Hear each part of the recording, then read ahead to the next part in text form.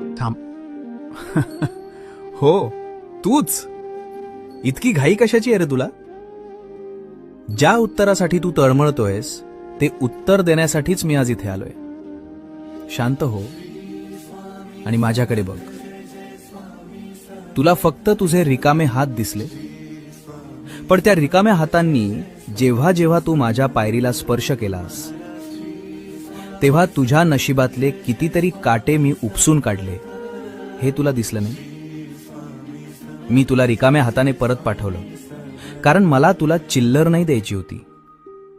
मला तुझी पात्रता इतकी वाढवायची होती की त्यात माझं यश मावेल. जर मी तुला पहिल्याच दिवशी सर्व दिलं असतं तर आज तू माझ्या दारात नसतास. तुझे पाय मातीला लागावेत आणि तुला माणुसकी कळावी म्हणून मी तुला इतके दिवस फिरवलं. पण आता तुझी परीक्षा संपली.